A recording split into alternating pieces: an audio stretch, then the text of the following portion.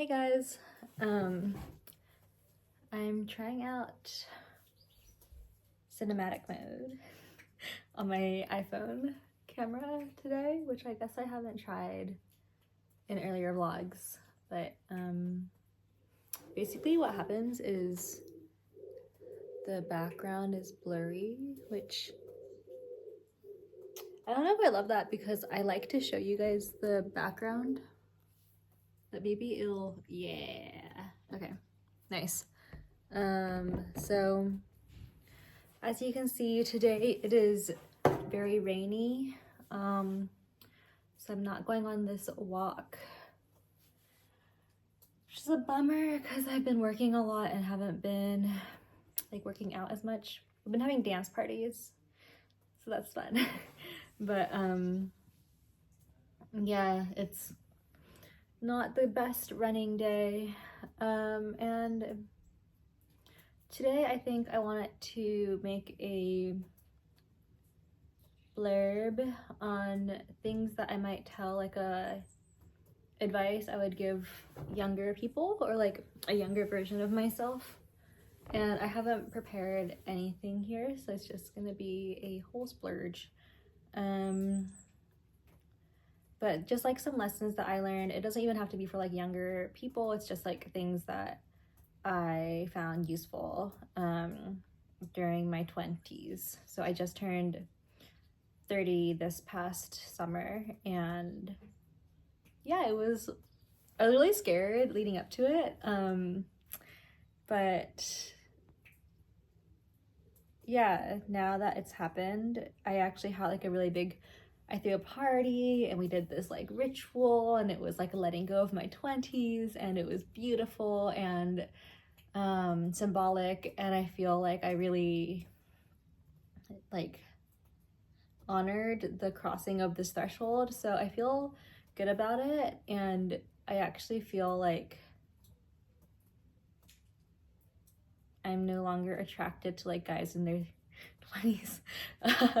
But yeah, so I guess like now that I am not in my 20s, just things that I thought set me up pretty well, or yeah, just some lessons that I learned that I think could be interesting for other people. Even if you're older or whatever, like these are things that I thought were like important. One thing that I talk about a lot is, and I kind of learned this growing up because I moved around a lot, but the importance of your context and your environment. Paul Graham has a really interesting essay called Cities, and it talks about how like whatever city you're in has its special like conversation, like what is the quality of the conversation that you overhear. And it's like, I don't know, when I lived in SF, it was like I overheard all these people talking about, oh, I'm doing a series A, series B, or like my VC is calling, like that kind of, that's like the texture of the conversation, like a little hair. And then when I was in LA, it was a lot more relaxed and chilled out, and like it felt like it wasn't even about the content of the conversation. It was like the vibe, like you like walk into a space and it was like vibey, the air and like the adornments and the decoration and like the fashion, like what is the city saying to you there. You go to New York and there's like a lot of like the pace of life is a lot faster. You hear all kinds of conversations in New York. You hear a lot of like fast compliments back and forth between strangers. And so like every city having this idea that every city has like some kind of implicit message that is being communicated to you at all times. And I find this true, especially like anywhere I travel, the air, like what is the quality and texture of the air around you, and how is it affecting you, and how is it like digesting you, and how are you seeping it in, like how are you absorbing and seeping in this conversation. Okay.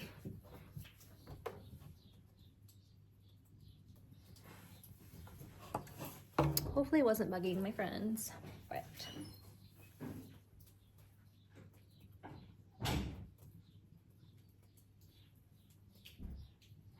I think we're good.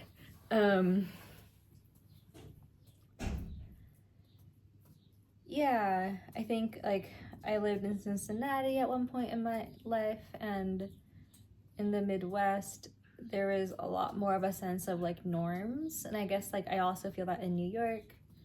And by traveling around, I have this strong sense of like, what am I absorbing from the environment around me?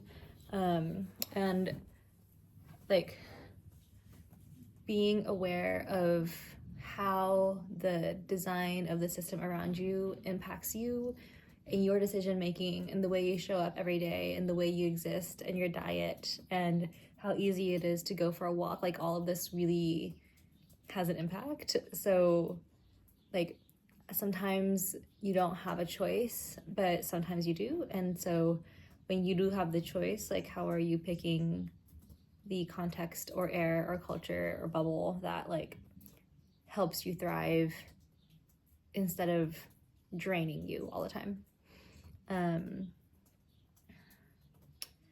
One other example of the context thing is sort of like when I was in college, and even when I first was starting to work, there's like free food everywhere, and like all of the pizza and junk food and whatnot was like making it hard for me to be healthy. And like, yeah, part of my getting healthier was like noticing that and noticing the triggers and noticing the environment and how it was kind of enabling my unhealthy habits,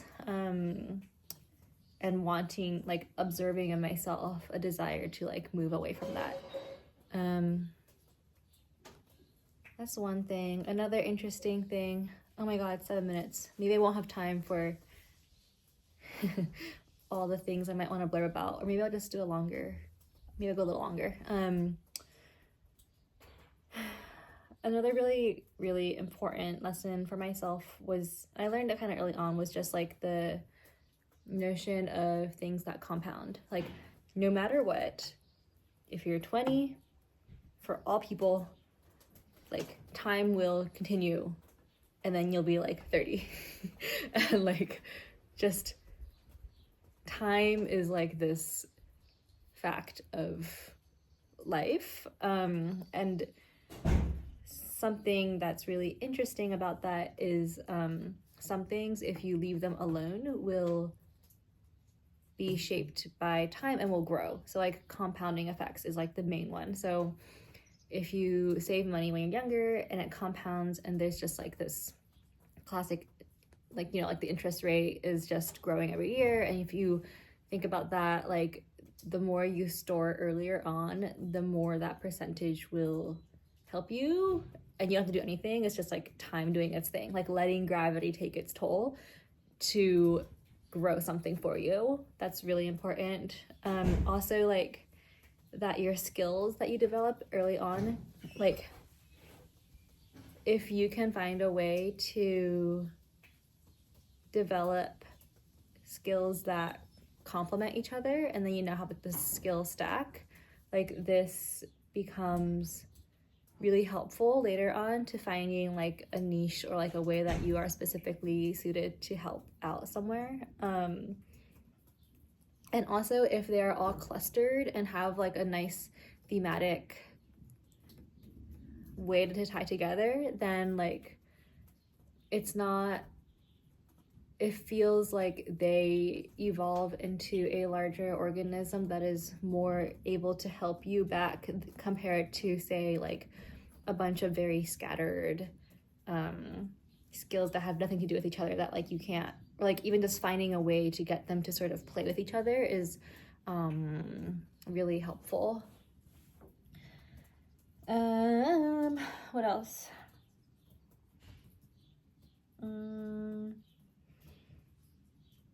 I think I already have a video about building a self-reinforcing life. So making things, looking at your life and figuring out ways to make loops that create positive feedback spirals is really helpful. there's like this concept of critical mass that I really like, which is like sort of like I learned about it from like a IFS, internal family systems angle, but like this idea that there's a certain threshold, some critical mass of self-love that you can hit, and when you hit this, it's like you don't have to hit 100% self-love. If you can hit like, it's like something like 35% self-love, then suddenly it like starts snowballing. So you want to find these little like points where as long as you hit that bump, then things start to snowball from there, and then like things take care of themselves. It feels similar to like good design, where it's like you just have to find this 20% that matters, and then the 80% will take care of itself. So like that type of thing was really nice for me. Another thing I hear a lot is like, I don't know what I'm good at. I don't know what I want to do. I don't know, like, I just don't know. And like, if you don't know, then I think you should find out. And so the way you find out is like explore, try things, try a lot of things, experiment, and like as you are going through and doing things anyways, just observe, right? Be like, what makes me feel really good? What makes me feel like I want to die? I think early on I was doing a lot of consulting projects, and it was like, wow, doing this data analysis is like, not only am I not enjoying, like, not only is this actual work boring, I'm also hating it every moment, every second, and that makes the time pass by like infinitely slower and more torturous. Whereas when I was doing design work, I was like, oh, like maybe this is really like manual work, but also I don't mind it and I can lose track of time. And like that type of observation, also noticing what people come to you for, like what you are requested for, that like really helps. It helped me sort of navigate and figure out like in this murky space of, or like this overwhelming space of possibility, like what are some ways that I feel like a little like, oh, maybe I want to follow this, and like, oh, I want to like move away from that area. Yeah. Another really important lesson I learned was like making friends that I actually felt like supported and held by. I actually have another video about this, about making friends that care about you, but it's like, yeah, it's not like, there are times when you're hanging out with a friend group and it just feels like you're not cool enough. And there's just some kind of like barrier or something. And just knowing that there are people out there with whom you will feel totally comfortable, like that is possible, and you won't have to try, and you can be accepted as you are, and like that kind of friendship is really valuable. And yeah, like I think just like the knowledge that those types of people exist and are possible to be friends with relieves a lot of the pressure around like feeling like you have to try so hard for people who like don't get you.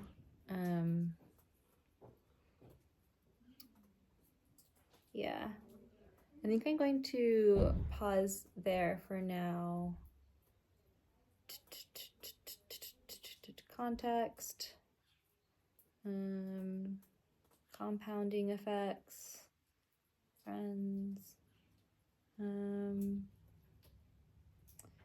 I think last thing I'll say is something along the lines of like, you know what you like, you know your own standards. You know that if you do certain things, you will think more highly of this, of you taking this path or you doing this decision. And there are some things that you're like, oh, I could do this, but I would hate myself. You know, like, this is easy, but I would kind of hate myself for doing that. And like, for me, this principle of like, don't do things that make me hate myself was really big. Like, at one point I could have taken like some really prestigious job, and I was like, I could do this, I could take this path. It's tempting because there's like a lot of reputational like prestige in this, and I would kind of hate myself. And I trusted that, and I didn't take it, and I'm so glad. And like, yeah, just, there's also times where like you're facing some scary decision. One time I had like a layover in Paris by myself for like 8 hours, and I was like, I could just stay in the airport and pass time, or I could go into Paris, which I've never been into the city before. I could leave the airport, I could explore, and then I could come back in time for my next flight. And like, it's doable. And it was a little bit scary, and I was like, you know, I was like 22 or something, and I was like, yeah, like, it's like scary, but it's not like that scary. Like, I can do this, you know.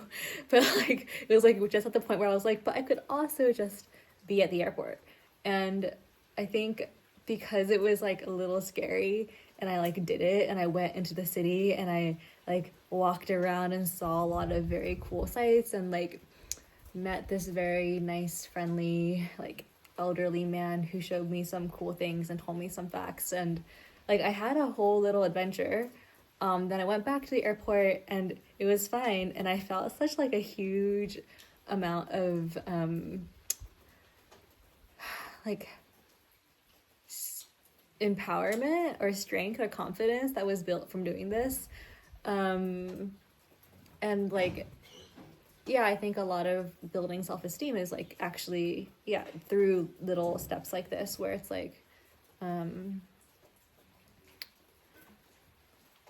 maybe you aren't at a point where you actually respect yourself yet, or admire yourself, or love yourself, but like, it's through these little steps where it's like, oh, like through disconfirming experiences and little moments that you start to build it up and start to like, yeah, believe, like, you start to have little successes, and then you can lean on those, and they start to reshape your beliefs, and it also reshapes you as a person, because now you're doing a cool thing that you think a cool person would do, and like, that makes it just really feeds your own like confidence and belief in yourself. So, all right, I'm gonna stop there for now, but hope you guys enjoyed this, and I'll talk to you next time. Bye.